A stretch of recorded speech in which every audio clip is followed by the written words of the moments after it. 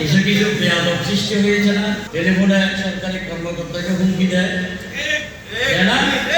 ফটিকছড়িতে অনেক ডাক্তার, অনেক ভালো কর্মকর্তা পুষ্টি নিতে চাচ্ছে না এই জাতীয় বেয়াদবদের কারণে। সবাইকে সমর্থিত পারছি না বলে দুঃখ প্রকাশ করছি। পবিত্র মাহে রমজান উপলক্ষে ফটিকছড়ি প্রেস ক্লাবের উদ্যোগে রমজান ও তাৎপর্য শীর্ষক আলোচনা ও ইফতার মাহফিল অনুষ্ঠিত।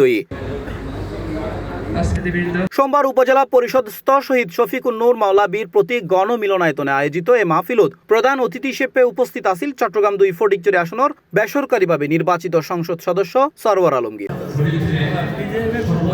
প্রেস ক্লাবের সভাপতি এস এম মোর্শেদ মুন্নার সভাপতিত্বে ও সাধারণ সম্পাদক মোহাম্মদ আবু এখলাস চিনুকুর সার্বিক তত্ত্বাবধানে অনুষ্ঠান সঞ্চালনা করে যুগ্ম সম্পাদক নাসির উদ্দিন ও সহ সম্পাদক সাইফুর রহমান সোহান।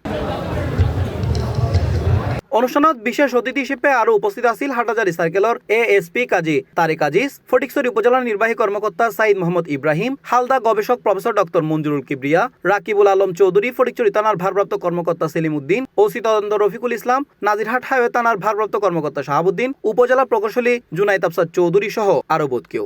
একটা কথা বলবো, সেটা হচ্ছে যে আমরা রমজানের শিক্ষা অর্থাৎ সংযমকে কাজে লাগাতে পারি, সেক্ষেত্রে আমাদের আইন শৃঙ্খলা পরিস্থিতি অটোমেটিক্যালি উন্নতি হবে।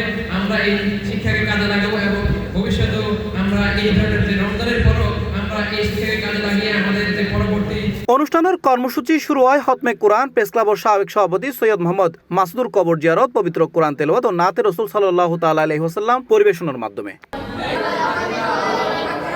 এ সময় প্রধান অতিথির বক্তব্যে এমপি সরওয়ার আলমগীর হয়, আমি আজকে ইফতার মাহফিল থেকে আমি প্রশাসনের কর্মকর্তাবৃন্দ আছেন, নির্দায় আপনারা আপনাদের আইন 100% প্রয়োগ করুন।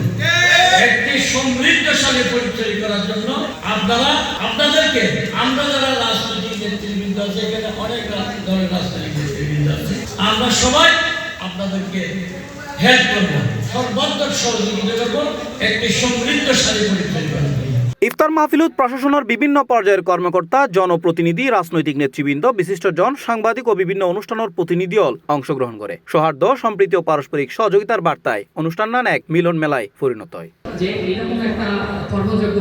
C+ TV, Chittagong.